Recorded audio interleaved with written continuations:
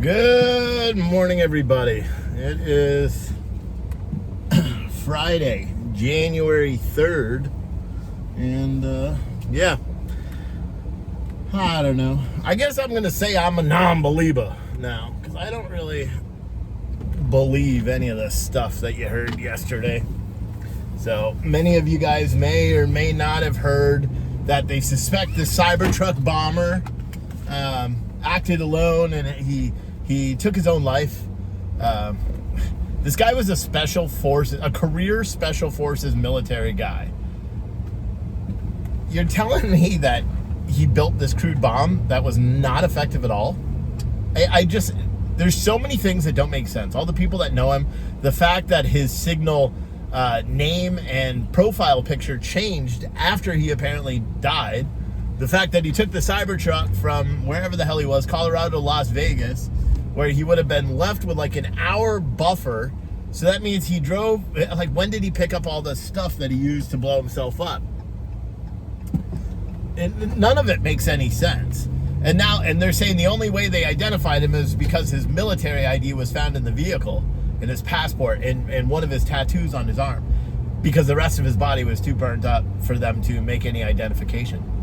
I call bullshit. If you want my humble opinion, that's what it is. It's a big BS.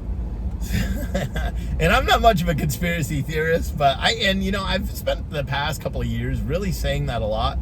I think also trying to convince myself that I'm not, when a lot of the stuff that's going on doesn't make any damn sense, right? Like the New Orleans bomber. You're telling me the FBI, one day after they investigated this person, you're telling me the FBI allowed a journalist and camera crew to go through his apartment and find all this bomb-making stuff out in the open, including laptops? Like, you're telling me the government didn't pull the laptops out of that house? But the media is released video into his, like, lair, right? His apartment or his trailer, whatever they want to say it is.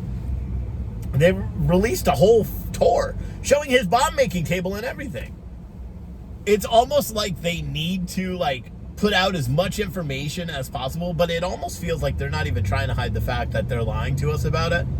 I'll be honest, because as soon as I saw the walkthrough, I'm like, staged. Like, I couldn't believe anything else about it. I just said staged, There's so much, they said for 3 days that there were other suspects that dropped the pipe bombs, the IEDs all over the city. Now they're saying it was just him. There were no other suspects.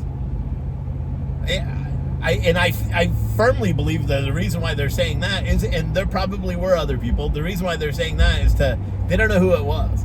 And the easiest way to, like, not cause sheer panic is just by saying, oh, he acted alone. I don't know. And it's causing a whole wave of like copycats. I don't know what you want to call it. You may see the title of this video plus what I'm going to talk about yesterday. Yesterday, I-85 in Greensboro, South Carolina, I think.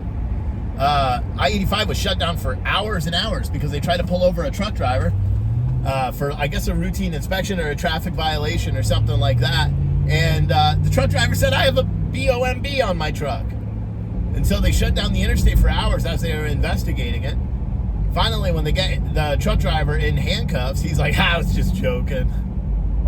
Shut down the interstate for hours. Like, here's what should happen to that truck driver. He should be locked up for the rest of his life. I think bomb threats or any of that stuff and the climate we're in America right now, you should just be locked up for the rest of your life. I don't know. Because that happens every day. Schools do it every single year. Kids are calling in these threats to the schools every day. And it's disgusting. And there's no, they're kids, so they don't get in any trouble for it. I don't believe any of this stuff anymore. I think there's a faction of our government, and I am not suicidal. I feel like there's a faction of our government that deliberately is screwing shit up. That's the only thing I can say, is they're deliberately trying to do something. But, like, what is the motive? Like, is it just to cause fear and panic in America? I mean, I know that's the idea behind terrorism, right? That's the whole goal, is to cause fear and panic and make everyone afraid to walk everywhere. And you may remember my video from yesterday is I'm like, just be prepared. Keep your armed guns on you. Be ready. Maybe that's the whole goal of the whole thing, is just to terrorize everybody all the time. But I feel like there's certain things that just don't make any sense, like this guy. Any of these two, the Cybertruck bombing guy or the New Orleans bomb massacre guy. I don't believe, like, there's certain things that just don't make sense. You know? And then when you look at everything in totality, there's a lot that really doesn't make sense. Like the guy that took the pot shot at Donald Trump on the golf course. That guy also was at Fort Bragg doing some, like, we don't talk about this stuff as much as we should. You know, that guy had psychological training and all that stuff from the military. He was recruiting for Ukraine troops. The guy that took the pot shot at Trump from the golf course. There's all sorts of weird stuff going on in this country, and none of it really makes any sense. You know, and a lot of this Green Beret, the Cybertruck bombing guy, a lot of the people that knew him are like, nah, they're just flat out saying no. And a lot of special forces people, there's a bunch of podcasts that are coming out later today in the special forces community where people are just literally saying it's not true. The guy had extreme bomb making capabilities. He knew how to do it. He was a special forces Green Beret. He knew how to make a bomb. He wouldn't have made it the way he just did there. Shit, even during the press conference, even the I think it was the media or the police officer or FBI agent even said the level of sophistication of this bomb was not even close to what this guy had. So it doesn't make any sense, you know? And now you're hearing a story about how he broke up with his current wife or girlfriend or something in front of the Trump Hotel a week prior, and that's why he chose that spot. Frankly, I have no idea. I think we're all being lied to about everything. I think everything we're told ever and forever is just a lie.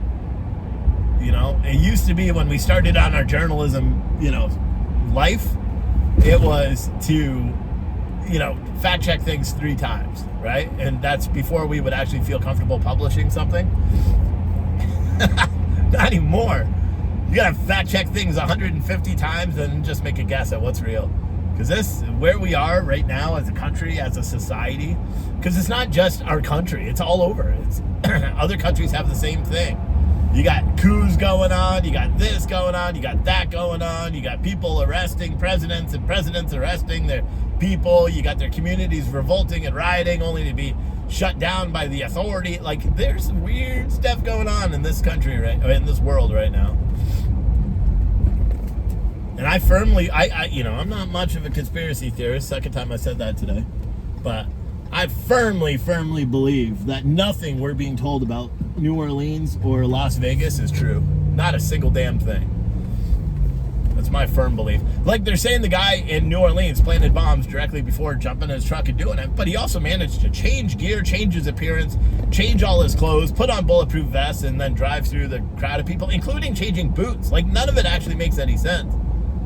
You did that in such a short time. Plus, you're telling me that he left these coolers around that have bombs and nails and everything, and nobody noticed them for hours. Just coolers on the side of the streets in the French Quarter. Come on.